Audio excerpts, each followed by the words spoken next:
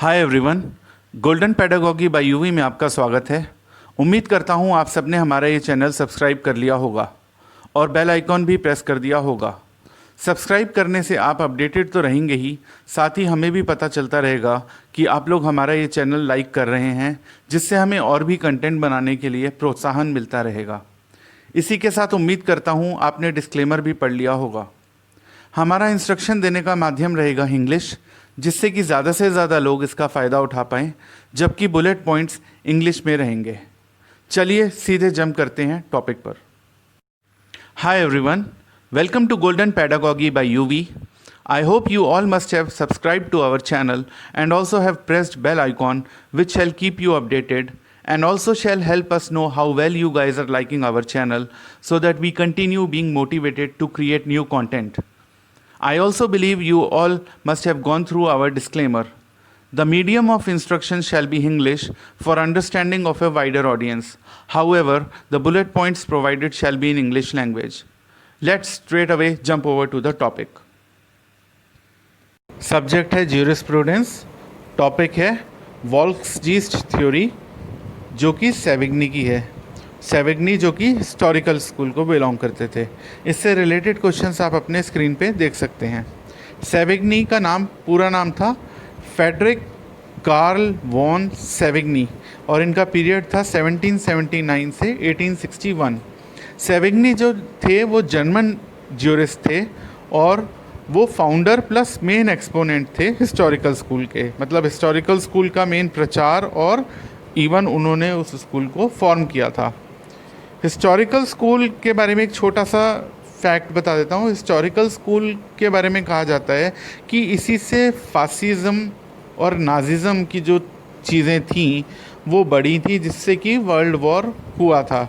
तो बेसिकली ये वो स्कूल ऑफ थॉट है जिससे कि फासिज़म और नाज़िज़म की चीज़ों को जन्म देता है।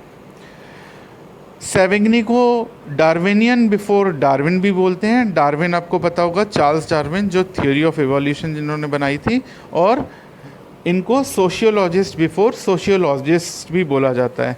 कि बेसिकली सोशियोलॉजिस्ट बिफोर सोशियोलॉजिस्ट मतलब सोशियोलॉजिकल स्कूल या ये जब आया था तो उससे पहले का ये सोशियोलॉजिस्ट थे। मतलब एक तरह से कहीं ना कहीं इनकी ही थ्योरी से सोशियोलॉजिकल स्कूल का भी कहीं ना कहीं कनेक्शन या एक तरह से कह सकते हैं जन्म हुआ था।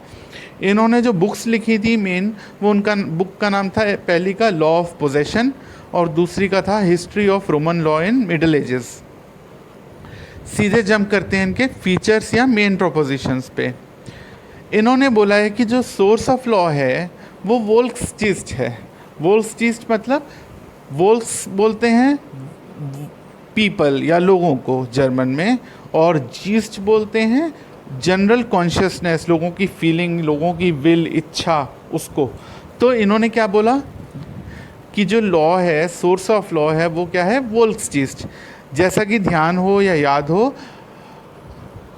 कैल्सन ने क्या बोला था? सोर्स ऑफ लॉ क्या है? ग्रैंड-नॉर्म है। और ऑस्टिन ने क्या बोला था? ऑस्टिन ने बोला था कि सोर्स ऑफ लॉ है सॉवरेन। वैसे ही सेविग्नी ने बोला सोर्स ऑफ लॉ है Volksgeist. As per him, law made without historical considerations will add to confusion. तो बेसिकली इनका हिस्टोरिकल स्कूल ही है। तो इन्होंने बोला था कि हिस्ट्री के मद्देनज़र रखते हुए अगर लॉ नहीं बनाया गया तो वो लॉ और कन्फ्यूजन पैदा कर देगा और बेकार लॉ बनेगा। और उन्होंने बोला कि जो कस्टम्स हैं पुराने, वो लेजिस्लेशन से सुपीरियर हैं, ना कि वो लॉ से पहले आए हैं लेजिस्लेशन से, बल्कि वो कस्टम्स उससे सुपीरियर भी हैं। सेकेंडली, उनकी थ्योरी का मेन फीचर, सेकंड पॉइंट क्या था कि लॉ जो है वो एक लैंग्वेज की तरह डेवलप होता है और उसका एक नेशनल कैरेक्टर है। लॉ का एक नेशनल कैरेक्टर होता है और जैसे लैंग्वेज बढ़ती है, ग्रो होती है, वैसे ही लॉ भी ग्रो होता है। Law gains strength from society and dies away as nation loses its nationality. उन्होंने बोला कि लॉ जो है वो सोसाइटी से ही अपनी शक्ति लेता है, और जैसे जैसे नेशन ग्रो होता है लॉ भी ग्रो होता है, लॉ को भी हिम्मत या शक्ति मिलती है, सशक्तिकरण होता है। और जैसे ही नेशन ख़त्म हो जाता है तो, या उसकी नेशनैलिटी ख़त्म हो जाती है, तो लॉ भी मर जाता है या ख़त्म हो जाता है। उन्होंने बोला लॉ की जो है वो अनकॉन्शियस ऑर्गेनिक ग्रोथ है और वो पाया जाता है ना कि बनाया जाता है। अनकॉन्शियस मतलब बिना ध्यान दिए या कुछ कोई चीज़ ग्रो हो रही है, ऑर्गेनिक मतलब अपने आप से जो चीज़ ग्रो होती है। तो उन्होंने कहा कि लॉ पाया जाता है ना कि बनाया जाता है। थर्डली उनका पॉइंट था कि जो अर्ली डेवलपमेंट ऑफ लॉ है वो बड़ा स्पॉन्टेनियस था और बाद में ज्यूरिस्ट ने बनाया। तो सिंपल सा मीनिंग है कि जो शुरुआती लॉ था वो स्पॉन्टेनियस था, वो किसी चीज़ के या किसी चीज़ को होने पे एकदम जन्म लिया सिचुएशन के हिसाब से, और बाद में ज्यूरिस्ट ने उसको बनाया, बाद का जो लॉ था। फोर्थली कोडिफिकेशन ऑफ लॉ के बारे में उनका जो मत है वो बहुत इम्पॉर्टेंट है। वो बेसिकली लॉ के कोडिफिकेशन के खिलाफ नहीं थे। कोडिफिकेशन आपको पता है, कोडिफाइड लॉ क्या होता है, जैसे कि सीपीसी, सीआरपीसी या इवन एक तरह से अगर देखें जो कॉन्स्टिट्यूशन, ये सब कोडिफाइड है। तो उन्होंने वो एज सच कोडिफिकेशन के खिलाफ नहीं थे, लेकिन उनकी वजह से या उनके कहने पर उनका इतना बड़ा इन्फ्लुएंस था कि जर्मनी में उस टाइम लॉ का कोडिफिकेशन पोस्टपोन हो गया जब तक वो थे, जब तक उनका इन्फ्लुएंस था। क्यों? उनका पीछे उनकी रीजनिंग ये नहीं थी कि वो खिलाफ थे, उनकी रीजनिंग ये थी कि भाई जर्मनी जो था उस समय वो छोटे छोटे स्टेट्स में डिवाइडेड था और लॉ जो था वो यूनिफॉर्म नहीं था, अलग जगह पे अलग लॉ था। तो उन्होंने कहा लॉ कोडिफाइड बाद में हो जाएगा, ये बात की बात है, पहले जर्मनी को तो यूनिफाई करो, जर्मनी में एक लैंग्वेज तो दो। पांचवा उनका ये है कि लॉ जो है वो कंटिन्यूअस और अनब्रेकेबल प्रोसेस है। ऐसा नहीं कि आज लॉ बना दिया अगले साल नया लॉ, 2 साल बाद, ऐसा नहीं। लॉ अपने आप ग्रो होता रहता है, कंटिन्यूअस और अनब्रेकेबल चीज़ है। फिर उन्होंने बोला एडमिनिस्ट्रेशन ऑफ रोमन लॉ। हालांकि वो वोल्क्सचीज हमने पहले ही समझ लिया कि general will of the public, उसको उन्होंने प्रपोज किया था, उसके प्रचारक थे। लेकिन उन्होंने कहा कि हाल फिलहाल में, वो तब की बात हो रही है, कि जर्मनी के यूनिफिकेशन के लिए रोमन लॉ इम्पॉर्टेंट है। सातवां पॉइंट कि लॉ जो है वो यूनिवर्सल नहीं है नेचर में, और जैसे लैंग्वेज या भाषा लोगों की बदलती है वैसे ही भाषा, समय और ज़रूरतों के हिसाब से, कम्युनिटी की ज़रूरतों के हिसाब से लॉ बदलता रहता है। तो ऐसा नहीं है कि लॉ बड़ा यूनिवर्सल सी चीज़ है। आठवां उन्होंने पॉइंट बोला कि जैसे जैसे लॉ की कम्प्लेक्सिटी बढ़ती है वैसे ही लॉयर्स जो है वो जो है एक पॉपुलर कॉन्शियसनेस या पॉपुलर विल जो होती है वो उसके माउथपीस होते हैं, बेसिकली उसके मुखपत्र होते हैं लॉयर्स। तो उन्होंने ये बोला कि इसीलिए जो लॉयर्स हैं या जो ज्यूरिस्ट हैं उनके जैसे, या और भी जो ज्यूरिस्ट मतलब विचारक हैं जो लॉ के, ज्यूरिस्प्रूडेंस के, वो लेजिस्लेटर से, लॉ बनाने वाले लोगों से उनका रोल ज़्यादा है लॉ के डेवलपमेंट में, लीगल सिस्टम के डेवलपमेंट में। अब क्रिटिसिज्म इसका क्या है? क्रिटिसिज्म ये है कि उनकी थ्योरी में ना आपस में ही बड़ा विरोधाभास या इनकन्सिस्टेंसी है। एक जगह तो वो बोलते हैं वोल्क्सचीज, और दूसरे एंड पे वो बोलते हैं, वो रोमन लॉ को एडमायर करते हैं कि जी जर्मनी में अभी रोमन लॉ की ज़रूरत है जर्मनी को यूनिफाई करने के लिए। सेकेंड पॉइंट ये है कि भाई वोल्क्सचीज जो है ना वो एक्सक्लूसिव सोर्स ऑफ लॉ नहीं है, ऐसा और ज्यूरिस्ट ने उनके क्रिटिसिज्म में बोला। जैसे कि एलियन लॉज या बाहर के जो लॉज हैं वो भी अडॉप्ट किए जा सकते हैं या करे जाते रहे हैं। तो ऐसा नहीं है कि वोल्क्सचीज ही एक एक्सक्लूसिव या सिर्फ सोर्स है लॉ का। थर्ड पॉइंट, कस्टम्स जो हैं वो हमेशा पॉपुलर कॉन्शियसनेस पे बेस्ड नहीं होते। ये कहना कि पॉपुलर कॉन्शियसनेस जो होगी तो कस्टम्स हमेशा मान्य होंगे, ऐसे तो बहुत से कस्टम्स हैं, जैसे स्लेवरी है, या इंडिया में जैसे और भी पुराने कस्टम थे, सती का था, ये था। तो ऐसा नहीं है कि पॉपुलर कॉन्शियसनेस आज भी उन चीज़ों की है या हमेशा से रही है। फोर्थली उन्होंने और फैक्टर्स को इग्नोर करा जो लॉ को इन्फ्लुएंस करते हैं, जैसे कि जजेस का क्रिएटिव फंक्शन। भाई हमको पता है जजेस भी जब अपना जजमेंट देते हैं तो वो एक लॉ फॉर्म करते हैं, या उन्होंने ज्यूरिस्ट के कंट्रीब्यूशन को हालांकि माना, लेकिन उन्होंने बहुत हल्के में लिया कि भाई ज्यूरिस्ट का कंट्रीब्यूशन बहुत लाइट है। फिर उनकी थ्योरी में बहुत सारी चीज़ें जो हैं वो अनएक्सप्लेन्ड हैं।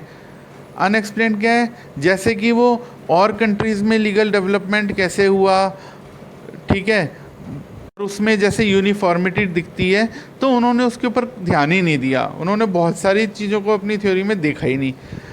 और 6 पॉइंट आता है juristic pessimism.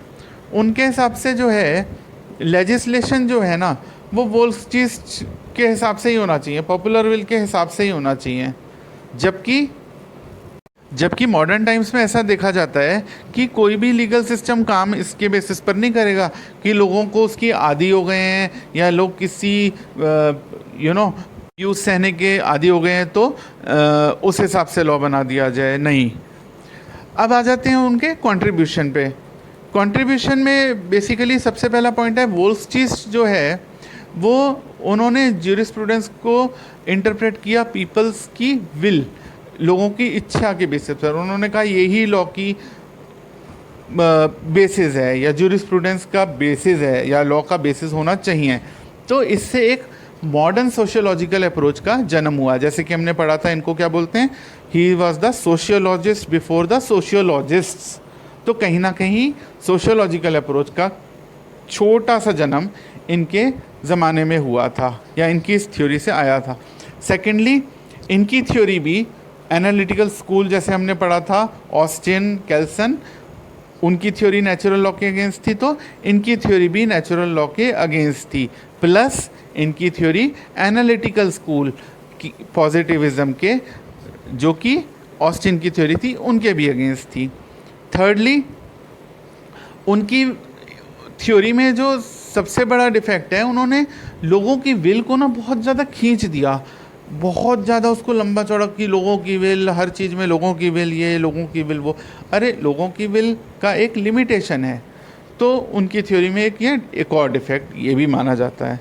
Fourthly, his approach also gave rise to comparative jurisprudence which is most important branch in modern times.